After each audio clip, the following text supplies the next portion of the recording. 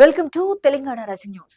Greater Hyderabad ను global సిటీగా తీర్చిదిద్దాలనే లక్ష్యంతో ముందుకెళ్తోంది ప్రజాప్రభుత్వం. ఆ దిశగా కీలక నిర్ణయం తీసుకుంది.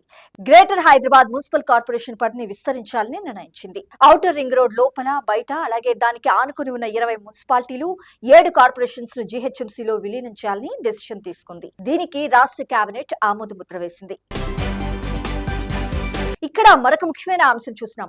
భవిష్యత్తుకు బ్రాండింగ్, అంతర్జాతీయ పెట్టుబడులను ఆకర్షించేలా తెలంగాణ రైజింగ్ గ్లోబల్ సదస్సు ఉండాలంటూ సీఎం రేవంత్ రెడ్డి గారు అధికారులకు దిశానిర్దేశం చేశారు. తెలంగాణ గత ఘనకీర్తి, వర్తమానం, భవిష్యత్తును ప్రతిబింబించాలి, మన కళలు, ప్రముఖులను ప్రచారంలో వినియోగించుకోవాలంటూ ఉన్నత స్థాయి సమీక్షా సమావేశంలో సీఎం రేవంత్ రెడ్డి గారు పేర్కొన్నారు. అంతర్జాతీయ సంస్థల పెట్టుబడులకు గమ్యస్థానంగా మన హైదరాబాద్ మహానగరం నిలిచేలా తెలంగాణ రైజింగ్ గ్లోబల్ సదస్సులో బ్రాండింగ్ చేయాలని సీఎం రేవంత్ రెడ్డి గారు నిర్దేశించారు. ఇక్కడ మరొక ముఖ్యమైన అంశం చూసినాం.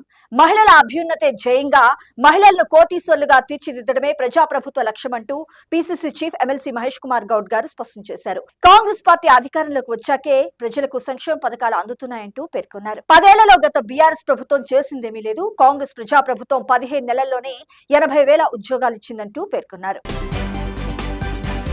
ఇక్కడ మరొక ముఖ్యమైన అంశం చూసినాం.